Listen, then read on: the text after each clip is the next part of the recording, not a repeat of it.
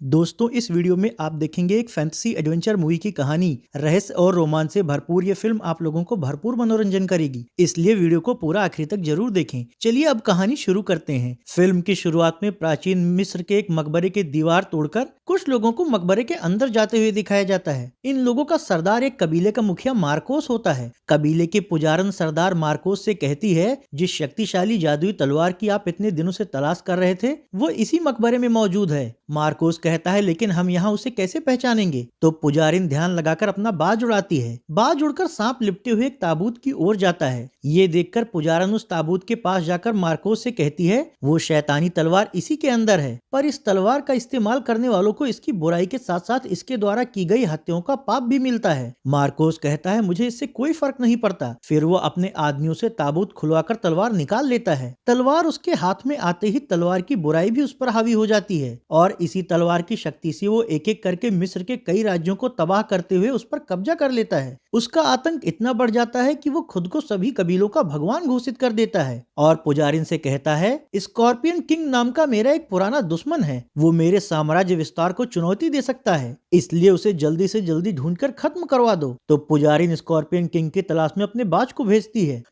अगले सीन में यहाँ से दूर एक लोहार को अपनी भट्ठी पर काम करते हुए दिखाया जाता है। उसके साथ काम करने वाला लड़का उससे कहता है, अब तुम तलवार क्यों नहीं बनाते? लोहार कहता है, मैं युद्ध या अशांति फैलाने वाले औजार नहीं बनाना चाहता। ये सुनकर लड़का गांव में खेलने चला जाता है, जबकि लोहार खाने का इंतजाम करने के लिए जंगल में शिकार करने लगता है। वहीं स्कॉर्पियन किंग को ढूंढने के लिए निकली मार्कोस की सैन्य टुकड़ी लोहार के गाँव के करीब पहुंच जाती है। अचानक से इन घुड़सवार हमलावरों को देखकर गांव वालों में अफरा तफरी मच जाती है। हालांकि इससे पहले कि सभी लोग छिप पाते, पुजारिन का बाज और मार्कोस की सैन्य टुकड़ी गांव में दाखिल हो जाती है। वहां मार्कोस की महिला कमांडर डाजी गांव के एक आदमी से कहती है, हम स्कॉर्पियन किंग को ढूंढ रहे हैं, कहाँ है वो आदमी कहता है, हम इस नाम के किसी आदमी को नहीं जानते। पर डाजी उस पर यकीन नहीं करती और अपने आदमियों से गाँव की तलाशी लेकर गाँव को जला देने के लिए कहती है। इस पर वो आदमी डाजी से विनती करते हुए कहता है, हमें सच में नहीं पता। हालांकि डाजी उसकी एक नहीं सुनती और डाजी का उप सेनापति टायलॉन उसकी बात नजरअंदाज करके उसकी गर्दन पर तलवार लगा देता है। वहीं डाजी के कहने पर उसके आदमी गांव वालों के घरों में आग लगाकर उन्हें मारना पीटना शुरू कर देते हैं। जबकि डाजी टायलॉन द्वारा पकड़े गए आदमी से कहती है, आखिरी बार पूछ रही हूँ कि स्कॉर्पियन किंग कहाँ है? पर उस आदमी को सच में स्कॉर्पियन किंग के बारे में नहीं पता होता, इसलिए वो डाजी को जानकारी नहीं दे पाता। इससे नाराज डाजी टायलॉन से उसे मार डालने के लिए कहती है। उधर शिकार से लौट रहा लोहार जब अपने गांव से उठ रही आग की लपटें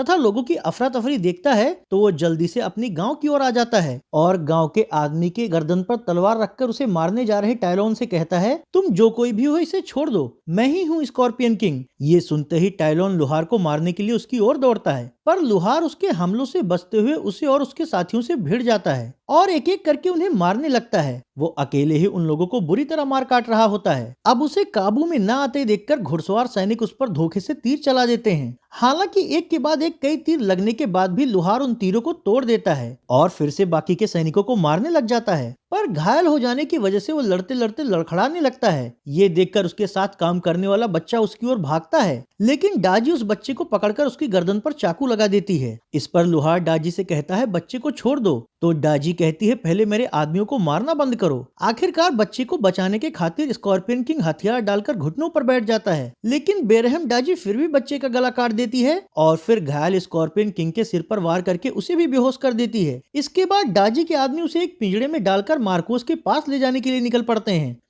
हालांकि चलते चलते रात हो जाने पर ये लोग रास्ते में एक जगह रुककर आराम करने लगते हैं। इसी मौके का फायदा उठाकर एक अनजान महिला योद्धा इन आदमियों पर हमला करके पिंजरे वाली घोड़ा गाड़ी लेकर वहां से भागती है और फिर एक एकांत जगह पर रुककर तंत्र विद्या के जरिए बेहोश स्कॉर्पियन किंग को ठीक करने लगती है। इस प्रक्रिया में वो उसके शरीर से तीरों का जहर निकालने के लिए तंत्र शक्ति से बंधे बिच्छुओं की मदद भी लेती है, जिससे कि सुबह होते होते स्कॉर्पियन किंग के घाव भर जाते हैं और उसे होश आ जाता है। होश आने पर अपने सामने एक अनजान लड़की को देखकर वो उससे उसके बारे में पूछता है। लड़की कहती है, मैं मिस्र के ही एक राज्य वुडू की राजकुमारी शिशी हूँ और मैंने ही तुम्हारी जान बचाई है। अगले सीन में अपने अखाड़े में लड़ाई का खेल देख रहे मार्कोस को दिखाया जाता है। डाजी उसके पास जाकर उसे बताती है कोई अज्ञात हमलावर स्कॉर्पियन किंग को लेकर भाग गया। इससे नाराज होकर मार्कोस उससे कहता है उसे हर हाल में ढूंढ निकालो। उधर स्कॉर्पियन किंग शिशी से कहता है वुडू की राजकुमारी तुमने मुझे क्यों बचाया? तो शिशी कहती है मार्कोस ने मिस्र के ज्यादातर राज्यों को तबाह करके उस पर अपना कब्जा कर लिया है। अब सिर्फ मेरा राज्य वुडो और दक्षिण के कुछ राज्य ही आजाद बचे हुए हैं, लेकिन जल्दी ही वो हमारे राज्यों पर हमला करके उसे भी तहस नहस कर देगा। एक तुम ही हो जो उसको हरा सकते हो, इसलिए मुझे तुम्हारी मदद चाहिए। ये सुनकर स्कॉर्पियन किंग कहता है युद्ध लड़ना तो मैंने कई सालों पहले ही छोड़ दिया है, क्योंकि इतने सालों में बहुत कुछ बदल गया है। इसलिए अब मैं शांति से एक लोहार की जिंदगी जीता हूँ। इस पर शिशी कहती है ये मत भूलो कि तुम मिस्र के सबसे शक्तिशाली कबीले के वंशज और आखिरी राजा हो, और तुम्हारा फर्ज मिस्र की सभी जनजातियों की रक्षा करना है। क्या तुमने ये नहीं देखा कि मार्कोस के लोग कैसे हर जगह तबाह कर रहे हैं? यहाँ तक कि उन्होंने तुम्हारे साथ काम करने वाले उस मासूम बच्चे को भी नहीं छोड़ा। तो स्कॉर्पियन किंग कहता है अब ना तो मेरा राज्य बचा है और ना ही मेरे लोग। समय के साथ सब खत्म हो चुके हैं। ऐसे में मैं राजा कैसे हो सकता हूँ? लेकिन जिस जंगली औरत ने उस मासूम को मारा है मैं उसे जरूर मारूंगा। इस पर शिशी कहती है मैं उस औरत को पकड़ने में तुम्हारी मदद करूंगी, लेकिन बदले में तुम्हें मार्कोस को मारने में मेरी मदद करनी होगी, क्योंकि अगर उसे अभी नहीं रोका गया तो धीरे धीरे वो शैतानी तलवार के दम पर पूरी दुनिया को अपना गुलाम बना लेगा। तो स्कॉर्पियन किंग कहता है अगर उसके पास प्राचीन शैतानी तलवार है फिर हम उसे कैसे हरा पाएंगे? शिशी कहती है आत्माओं की किताब के जरिए उसे हराया जा सकता है, लेकिन वो किताब किस रूप में है ये कोई नहीं जानता। हालांकि मेरे पास एक ऐसा प्राचीन लेख है जिसके जरिए हम उस किताब तक पहुंच सकते हैं। अगले सीन में पुजारिन के बाज को दिखाया जाता है, जो पुजारिन के पास जाकर उन्हें स्कॉर्पियन किंग के दिखने की जानकारी देता है। मार्कोस पुजारिन से पूछता है इसने क्या जानकारी दी है? पुजारिन कहती है स्कॉर्पियन किंग किसी लड़की के साथ चंद्र घाटी की रेगिस्तान की तरफ जा रहा है, क्योंकि ऐसा कहा जाता है वहीं कहीं पर आत्माओं की किताब छुपी हुई है और उस किताब के जरिए ही आपकी शक्तिशाली तलवार को नष्ट किया जा सकता है। ये सुनकर मार्कोस उससे कहता है फिर तो उसे हर हाल में ऐसा करने से रोको। अगले सीन में फिर से स्कॉर्पियन किंग और शिशी को दिखाया जाता है। चलते चलते ये लोग किसी अनजान रेतीली भूमि पर पहुंच जाते हैं। वहां स्कॉर्पियन किंग शिशी से पूछता है अभी चंद्र घाटी का रेगिस्तान यहाँ से कितनी दूर है? शिशी कहती है कुछ 100 किलोमीटर के लगभग। अब ये दोनों घोड़ा रोककर बातें ही कर रहे होते हैं कि तभी दोनों पर तीरों की बौछार होने लगती है। हालांकि इससे पहले कि ये दोनों कुछ समझ पाते, इन पर तीरों की बौछार करने वाले वो हमलावर रेत से बाहर आ जाते हैं और इन दोनों को चारों ओर से घेरकर बंदी बना लेते हैं। थोड़ी देर में उन हमलावरों का सरदार स्कॉर्पियन किंग के पास आकर उससे कहता है तुम कौन हो और आखिर हमारे मरुस्थलीय कबीले पर कदम रखने की हिम्मत कैसे की? तो पिंजरे में कैद स्कॉर्पियन किंग कहता है हम बस यहाँ से गुजर रहे थे, हमें आपके कबीले के बारे में कोई जानकारी नहीं थी। लेकिन सरदार उसकी इस सफाई को कोई अहमियत नहीं देता और कहता है तुमने यहाँ आने की जो गुस्ताखी की है उसके बदले में तुम्हें मारकर तुम्हारे साथ आई इस लड़की को अपना गुलाम बना लूंगा। ये सुनकर शिशी सरदार से कहती है ये स्कॉर्पियन किंग है। तो सरदार कहता है इसे देखकर तो ऐसा नहीं लगता। इस पर स्कॉर्पियन किंग कहता है अगर तुम मुझे मारना ही चाहते हो तो अपने 5 आदमियों को एक साथ मुझसे लड़ने के लिए भेजो। अगर वो मुझे मार पाए तो ठीक, पर अगर वो नाकाम रहे तो मुझे और शिशी को यहाँ से जाने देना। कबीले का सरदार इसके लिए तैयार हो जाता है और स्कॉर्पियन किंग को पिंजरे से बाहर निकलवाकर उसके बंधन काट देता है। इसके बाद वो रेगिस्तान की ओर एक तीर चलाकर स्कॉर्पियन किंग से कहता है तुम उस तीर को उठाने जाओ, तुम्हारे पीछे मेरे 5 आदमी जाएंगे। अगर उनसे बचकर तुम उस तीर को यहाँ लाने में कामयाब रहे तो तुम्हें और तुम्हारे साथी को छोड़ दिया जाएगा। तो सरदार की बात मानकर स्कॉर्पियन किंग तीर के पास जाकर तीर उठा लेता है। इसी दौरान सरदार अपने 5 लोगों को उसे मारने के लिए भेजता है। तो स्कॉर्पियन किंग उन्हें चकमा देने के लिए भागकर गड्ढे के पानी के भीतर छिप जाता है और फिर घात लगाकर उसे मारने आ रहे हमलावर को मार गिराता है। इसी तरह ही घात लगाकर वो एक के बाद एक 4 हमलावरों को मार डालता है। झाड़ियों के पीछे छिपा सरदार ये सब देख रहा होता है। इस दौरान स्कॉर्पियन किंग जब 5वें हमलावर को मारने के लिए घात लगा रहा होता है तभी वो सरदार को उसकी ओर तीर चलाते हुए देख लेता है, जिससे कि वो तेजी से घूम जाता है और सरदार का तीर उसे न लगने के बजाय उसके आदमी को लग जाता है और उसका वो आदमी मारा जाता है। अब सरदार अपनी इस गलती के बारे में सोच ही रहा होता है कि तभी स्कॉर्पियन किंग पीछे से जाकर उसकी गर्दन पर चाकू लगा देता है, पर वो उसे मारने के बजाय उसे सुरक्षित उसके कबीले के लोगों के सामने ले जाता है। इससे प्रभावित होकर सरदार उसे और शिशी को सम्मान सहित वहां से आगे बढ़ने देता है। रास्ते में स्कॉर्पियन किंग शिशी से पूछता है चंद्र घाटी में हमें आत्माओं की किताब कहाँ मिलेगी? शिशी कहती है मेरे पास मौजूद पांडुलिपि पत्र के अनुसार महीने की आखिरी पूर्णिमा को चंद्र घाटी के रेगिस्तान में बने द्वार के जरिए ही उस किताब किताब तक पहुंचा जा सकता है और आज रात ही पूर्णिमा का चांद निकलेगा, इसलिए हमें जल्दी से जल्दी वहां पहुंचना होगा। तो अब ये दोनों घोड़े पर सवार होकर यहाँ से आगे बढ़ते हैं और कुछ ही देर बाद चंद्र घाटी के रेगिस्तान में पहुंच जाते हैं। वहां खंभों से बना एक द्वार देखकर स्कॉर्पियन किंग शिशी से कहता है, यहाँ तो इसके अलावा कुछ भी नहीं है। तो शिशी उसे गेट के ऊपर बने चांद के अलग अलग आकार दिखाकर कहती है, आसमान में चांद के निकलने का इंतजार करो, क्योंकि ये नीला चांद 3 साल में एक ही बार निकलता है। आखिरकार थोड़ी देर बाद चांद निकल आता है। तो स्कॉर्पियन किंग और शिशी गेट से कुछ दूरी पर रेगिस्तान में लगी धातु की संरचना के पास जाते हैं। वहाँ शिशी उस संरचना के बीच अपना भाला गाड़ देती है और फिर अपने साथ लाया हुआ रोशनी प्रतिबिंबित करने वाला यंत्र गेट पर बने चित्र के अनुसार घुमाने लग जाती है। उसके ऐसा करते ही यंत्र पर पड़ने वाली चांद की रोशनी से वहाँ मौजूद द्वार का तंत्र सक्रिय हो जाता है और द्वार के बीचों बीच किताब तक पहुँचने का एक रास्ता खुल जाता है। ये देखकर शिशी स्कॉर्पियन किंग से कहती है, हमें जल्दी से जल्दी किताब लेकर बाहर आना होगा, नहीं तो ये द्वार बंद भी हो सकता है। तो अब ये दोनों जल्दी से उस द्वार के अंदर प्रवेश करते हैं, जहाँ से ये दोनों किसी अज्ञात रहस्यमय गुफा के अंदर पहुँच जाते हैं। वहाँ किताब ढूंढते वक्त स्कॉर्पियन किंग शिशी से पूछता है, हम उस किताब को पहचानेंगे कैसे? शिशी कहती है, वो किताब कैसी दिखती है या किस रूप में है ये कोई नहीं जानता, पर ऐसा कहा जाता है उसमें शैतानी तलवार का जिक्र है। अब ये दोनों वहाँ पर किताब ढूंढ ही रहे होते हैं कि तभी दानव जैसा दिखने वाला एक प्राणी स्कॉर्पियन किंग पर अपनी गदा से हमला करने लगता है। तो किंग खुद को बचाने की कोशिश करते हुए उससे लड़ने लगता है। ये देखकर शिशी पीछे से दानव के पीठ में अपना भाला घुसा देती है। इससे गुस्साया दानव शिशी को एक जोरदार हाथ मारता है, जिससे कि उछलकर शिशी भाले सहित दूर जा गिरती है। इसके बाद वो दानव फिर से स्कॉर्पियन किंग को मारना शुरू कर देता है। हालांकि तभी एक लड़की वहां आकर दानव को रोकते हुए कहती है, ये लोग नियम से द्वार खोलकर यहाँ आए हैं, इसलिए ये लोग हमारे दुश्मन नहीं हो सकते। शिशी कहती है, हाँ, मैं वुडो के राजा की बेटी हूँ और मेरे साथ ये स्कॉर्पियन किंग है। हम दुष्ट मार्कोस की शैतानी तलवार नष्ट करने के लिए यहाँ आत्माओं की किताब लेने आए हैं। तो लड़की कहती है, मैं एरा हूँ और ये मिट्टी से बना दानव जैसा प्राणी मेरा रक्षक है, जिसमें जादू से जान डाली गई है। इस पर शिशी कहती है, हमारे पास वक्त बहुत कम है, इसलिए हमें जल्दी से आत्माओं की किताब दे दो। एरा कहती है, वो किताब उस रूप में नहीं है जैसा तुम उसे समझती हो। ये कहकर वो अपना शरीर नीचे आ रही चांद की रोशनी में ले जाती है। चांद की किरणें पड़ते ही उसके शरीर पर किताब के लेख उभर आते हैं। ये देखकर शिशी हैरान होकर कहती है, इसका मतलब आत्माओं की किताब तुम ही हो। एरा कहती है, हाँ, जब भी शैतानी तलवार से किसी को मारा जाता है तो उसका नाम मेरे शरीर पर छप जाता है और मुझे पता भी चल जाता है। यहाँ तक कि मैं मरने वाले का दर्द भी महसूस कर सकती हूँ, क्योंकि उस शैतानी तलवार से मरने वाले की आत्मा नर के शैतान की गुलाम बन जाती है। अगले सीन में डाजी तथा उसके आदमियों को दिखाया जाता है, जो स्कॉर्पियन किंग की खोज में रेगिस्तानी कबीले तक पहुंचकर वहां के सरदार से स्कॉर्पियन किंग के बारे में पूछते हैं। तो सरदार उन्हें वहां से चले जाने के लिए कहता है। इस पर डाजी के आदमी उनसे लड़ना चाहते हैं, लेकिन डाजी उन्हें रोक देती है और अपने साथियों के साथ चंद्रघाटी जाने के लिए दूसरे रास्ते पर चली जाती है। दूसरी ओर एरा स्कॉर्पियन किंग और शिशी से कहती है, मेरा पालन पोषण मेसोपोटामिया के एक जादूगर ने किया। तो शिशी कहती है, लेकिन तुम पर यह श्राप कैसे आया जो तुम इस तरह की बन गई हो, और इसे खत्म करने का क्या तरीका है? एरा कहती है, वो शैतानी तलवार तूतेनखामेन के मकबरे से मिली है, इसलिए तुम्हें ज्यादातर जानकारी वहीं से मिल सकती है। तो स्कॉर्पियन किंग कहता है, हम उस मकबरे में जाकर तुम्हारा श्राप तोड़ने का तरीका खोजेंगे। इसके बाद इरा उसे एक नक्शे पर तूतेनखामेन के मकबरे तक पहुंचने का रास्ता बताने लगती है। किंग उससे पूछता है, तुम बाहर हमारी दुनिया में क्यों नहीं रहती? इरा कहती है, मेरे श्रापित जीवन की वजह से ही मुझे बचपन से यहीं रहना पड़ रहा है। इसी दौरान रोशनी के लिए शिशी एक दिया लेकर आती है। उसे देखते ही दानव डरकर चिल्लाने लगता है। तो इरा उसे शांत करते हुए शिशी से बताती है, मिट्टी से बने होने के कारण ये आग से इसलिए डरता है कि कहीं ये आग से जलकर राख न बन जाए।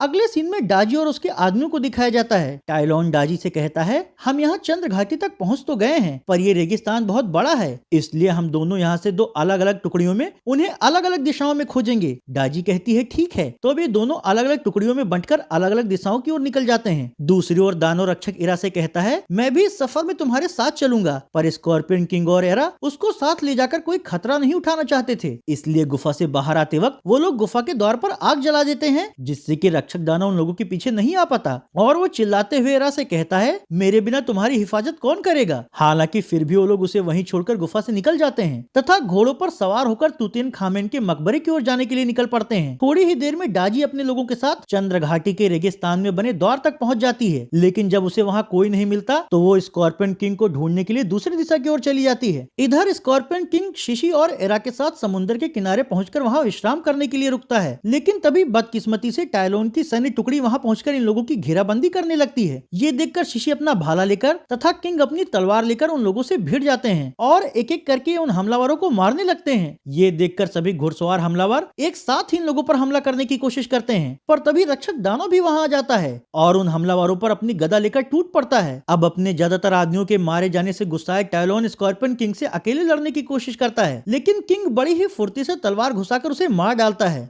इसके बाद ये सभी लोग एक एक घोड़े पर सवार होकर यहाँ से आगे बढ़ते हैं। चलते चलते एक दो दिन बीत जाते हैं और ये लोग किसी रेगिस्तानी बाजार में पहुंच जाते हैं। वहाँ किंग अपने साथियों से कहता है अपना चेहरा ढक लो और यहाँ किसी भी अजनबी से बात मत करना। तो सभी लोग ऐसा ही करते हैं। हालांकि बाजार में थोड़ा अंदर जाते ही किंग को डाजी और उसके आदमी दिख जाते हैं, जो कि किंग को खोजने के लिए बाजार की दीवारों पर मौजूद होते हैं। उन्हें देखकर किंग शिशी से कहता है जितनी जल्दी हो सके यहाँ सभी घोड़ों को बेचकर पैसे इकट्ठा करो, उसी पैसे से हम नाव के जरिए समुद्र पार करेंगे। तब तक मैं इन लोगों का ध्यान बटाने की कोशिश करता हूँ। ये कहकर वो डाजी के आदमियों का ध्यान बटाने के लिए उनके सामने चला जाता है, तो डाजी के आदमी उसे मारने के लिए उस पर हमला करने लगते हैं। हालांकि किंग उछल कूद करके न सिर्फ उनके हमलों से खुद को बचाता है, बल्कि मौका देखकर उन्हें मारता भी जाता है, जिससे कि वहाँ अफरा तफरी मच जाती है और डाजी तथा बाकी के सैनिक भी उसे घेरने के लिए इकट्ठा होने लगते हैं। हालांकि किंग कलाबाजियां करते हुए उनकी पकड़ से दूर ही रहता है। अब तक शिशी घोड़ों को बेच चुकी होती है और जब वो किंग को ढेर सारे सैनिकों से लड़ते और घिरे हुए देखती है तो वो जल्दी से एक घोड़ा गाड़ी लेकर उस इमारत के पास आती है जिसके ऊपर किंग सिपाहियों से लड़ रहा होता है। फिर शिशी के आवाज देने पर किंग कूदकर उस घोड़ा गाड़ी पर बैठ जाता है। इसके बाद शिशी रक्षक और एरा को भी उस घोड़ा गाड़ी पर बिठाकर वहाँ से भाग निकलती है। यहाँ से समुद्र के किनारे आकर ये लोग एक नाव के जरिए अपने सफर पर आगे बढ़ते हैं। अगले सीन में मार्कोस और उसके लड़ाकों को दिखाया जाता है। वो लोग शिशी के वुडो राज्य पहुंचकर सब कुछ तहस नहस कर देते हैं। वहाँ शिशी का भाई मार्कोस से मुकाबला करने की पूरी कोशिश करता है, लेकिन वो मार्कोस की शैतानी तलवार के आगे ठहर नहीं पाता और मारा जाता है। उसके मरते ही नाव पर बैठी इरा को इस बारे में पता चल जाता है, तो वो ये बात शिशी को बता देती है। अपने भाई के मरने और राज्य के तबाह हो जाने से दुखी शिशी किंग से कहती है अब मार्कोस की मौत ही मेरी जिंदगी का एकमात्र मकसद है। फिर कुछ घंटों के सफर के बाद ये लोग समुद्र के दूसरी ओर पहुंच जाते हैं और वहां से रेगिस्तान के रास्ते तूतनखामेन के मकबरे की ओर जाने लगते हैं। हालांकि वहां मौजूद पुजारिन का जासूसबाज इन लोगों को देख लेता है और ये खबर पुजारिन तक पहुंचाने के लिए समुद्र की पार उड़ जाता है। इधर मकबरे के अंदर पहुंचने पर जब ये लोग रोशनी के लिए मसाल जलाते हैं तो रक्षक फिर से घबरा जाता है, इसलिए वो लोग उसकी आंखों पर एक पट्टी बांध देते हैं। मकबरे के अंदर बने अलग अलग भित्ति चित्र और मूर्तियां देखकर किंग कहता है आखिर हमें ये कैसे पता चलेगा कि हमें जो जानकारी चाहिए वो कहाँ छिपी है। तो एरा कहती है ये प्राचीन पक्षी की मूर्ति ज्ञान का प्रतीक मानी जाती है, शायद वो जानकारी हमें इसी मूर्ति के अंदर मिले। ये सुनकर किंग रक्षक की गदा लेकर उस पक्षी की मूर्ति का सिर तोड़ देता है। मूर्ति के सिर के अंदर उसे एक प्राचीन पांडुलिपि मिलती है, जिसे निकालकर वो इरा को सौंप देता है। इरा उसे पढ़कर सबको बताती है कई सालों पहले तूतनखामेन कई सारे दुश्मनों से घिरा हुआ था, तब खुद को बचाने के लिए उसने नर्क के शैतान से मदद मांगी, तो नर्क के शैतान ने तूतनखामेन को अपनी शैतानी तलवार दे दी, जिसके इस्तेमाल से उसने अपने सभी दुश्मनों को मार डाला। लेकिन उस शापित तलवार से तूतनखामेन ने जितने भी लोगों को मारा था उसे उन लोगों की चीखें और तकलीफें महसूस होने लगी। ऐसा इसलिए हुआ क्योंकि उस तलवार से मारे जाने वाले लोगों की आत्माएं शैतान की गुलाम बन जाया करती हैं। फिर जब तूतनखामेन की पत्नी ने एक बच्ची को जन्म दिया तो श्राप उसकी बच्ची यानी मुझ में आ गया। ये देखकर तूतनखामेन के तांत्रिक ने उसे बताया ये बच्ची ही तलवार से मारी गई आत्माओं को शैतान से जोड़ती है, इसलिए तलवार को खत्म करने के लिए इस बच्ची को खत्म करना होगा। उसकी बात मानकर तूतनखामेन ने मुझे मरने के लिए छोड़ दिया, लेकिन एक जादूगर ने मुझे बचा लिया और इस दुनिया से दूर चंद्र घाटी की एक रहस्यमय गुफा में छिपा दिया। ये सब सुनकर किंग कहता है इसका मतलब तलवार को नष्ट करने के लिए उसे तुम्हें मारना होगा। इरा कहती है हाँ, क्योंकि यही मेरी नियति है। इसी दौरान अचानक से डाजी और उसके लोग वहां पहुंचकर किंग के सीने पर तीर मार देते हैं और फिर उसे तथा उसके बाकी साथियों को बंदी बनाकर मार्कोस के पास ले जाने लगते हैं। रास्ते में जब रेगिस्तानी कबीले का सरदार उन्हें बंदी बने हुए देखता है तो अपने आदमियों को युद्ध की तैयारी शुरू करने का आदेश दे देता है। कुछ देर बाद डाजी और उसके साथी तीनों को मार्कोस के अड्डे पर पहुंचा देते हैं। वहाँ मार्कोस बेड़ियों से बंधे हुए बेहोश किंग को देखकर कहता है मैं इसे लड़ते हुए मारना पसंद करूंगा, इसलिए जब उसे होश आ जाए तो मुझे बता देना। ये कहकर वो किंग के शरीर पर तलवार से एक जख्म लगा देता है। वहीं पुजारिन जब मार्कोस से बताती है कि ये लड़की इराही आत्माओं की पुस्तक है तो मार्कोस कहता है इसे जल्दी से जल्दी जला दो। मार्कोस के आदेश पर पुजारिन आग की वेदी के पास इरा को जलाने के लिए ले जाती है। हालांकि इसी दौरान पिंजरे में कैद शिशी कुछ मंत्र बुदबुदाती है तो जमीन से निकलकर कई अभिमंत्रित भिक्षु किंग के शरीर पर डंक मारकर उसके अंदर से तीरों और तलवारों का जहर खत्म करने लगते हैं, जिससे कि थोड़ी ही देर में किंग को होश आ जाता है और वो अपने हाथों से खींचकर चट्टानों से बंधी हुई जंजीरें उजाड़ देता है। इसके बाद वो इरा को जलाने जा रही पुजारिन से कहता है, मेरे जीते जी मार्कोस अपने इरादों में कभी कामयाब नहीं होगा। वहीं अब तक रेगिस्तानी कबीले का सरदार भी अपने आदमियों के साथ मार्कोस के अड्डे तक पहुंच जाता है और अंदर घट रही घटनाओं को देखकर आक्रमण करने के लिए सही मौके का इंतजार करने लगता है। इधर मार्कोस किंग से कहता है, मैं तुम्हें इस तलवार से मारूंगा ताकि तुम्हारी आत्मा हमेशा के लिए शैतान की गुलाम बन जाए। ये कहकर वो अपनी तलवार की शक्ति का आवाहन करके किंग की ओर बढ़ने लगता है। किंग को खतरे में देखकर शिशिदानो से कहती है, आज तुम्हें आग का डर छोड़कर लड़ना होगा। अगर तुम नष्ट भी हो जाओगे तो कम से कम एक नेक काम करते हुए मरोगे। वहीं सरदार भी अपने साथियों के साथ जलते हुए तीरों से मार्कोस के लोगों पर हमला बोल देता है, जिसमें मार्कोस के कई आदमियों के साथ साथ पुजारिन भी मारी जाती है। इससे गुस्साया मार्कोस तलवार से किंग को मारने की कोशिश करता है। हालांकि किंग उसकी तलवार से बचते हुए उससे पूरी ताकत से लड़ रहा होता है। अब तक दानव रक्षक पिंजरा तोड़ देता है, जिससे शिशी और उसके राज्य के गुलाम बनाए गए बाकी लोग भी आजाद हो जाते हैं और अब ये सभी लोग रेगिस्तानी सरदार तथा उसकी सेना के साथ मिलकर मार्कोस की सेना के खिलाफ लड़ने लगते हैं। इस भीषण युद्ध में शिशी डाजी से तो किंग मार्कोस से जी जान लगाकर लड़ रहे होते हैं। हालांकि रक्षक दानव जब किंग को कमजोर पड़ते हुए देखता है तो मार्कोस से खुद भिड़ जाता है। इस पर मार्कोस उस पर शैतानी तलवार से ताबड़तोड़ वार करते हुए तलवार उसके पेट में घुसा देता है। ये देखकर एरा रक्षक से कहती है, तलवार वापस उसके हाथ में मत जाने देना। तो एरा का आदेश मानकर दानव तलवार सहित आग के कुंड में गिर जाता है। अब क्योंकि मार्कोस के हाथ में तलवार नहीं होती, इसलिए किंग उसे कमजोर समझकर फिर से उससे लड़ने लगता है। लेकिन मार्कोस में अब भी काफी ताकत होती है, इसलिए वो पहले तो किंग का गला पकड़कर उसे ऊपर उठा लेता है और फिर पूरी ताकत से उसे दूर उछाल देता है। हालांकि इस दौरान किंग अपने हाथ में बंधी जंजीरों को मार्कोस की ओर फेंककर उसकी गर्दन जकड़ लेता है तथा उसे हवा में उछालकर पीछे बने आग के कुंड में गिरा देता है। आग में गिरते ही मार्कोस भस्म हो जाता है। वहीं अब तक शिशी भी डाजी को मार चुकी होती है। मार्कोस के मरने के बाद इरा किंग से कहती है, जल्दी से तलवार मेरे पेट में घुसाकर नष्ट कर दो, वरना ये फिर से किसी को अपने पाप के प्रभाव में ले लेगी। हालांकि किंग उसे मारना तो नहीं चाहता था, लेकिन कोई और विकल्प न होने की वजह से वो उसके पेट में शैतानी तलवार घुसा देता है, जिससे कि तलवार और एरा दोनों ही नष्ट हो जाते हैं। इसके बाद स्कॉर्पियन किंग को मिस्र का नया राजा घोषित कर दिया जाता है और इस तरह फैंटेसी फिल्म ही खत्म हो जाती है।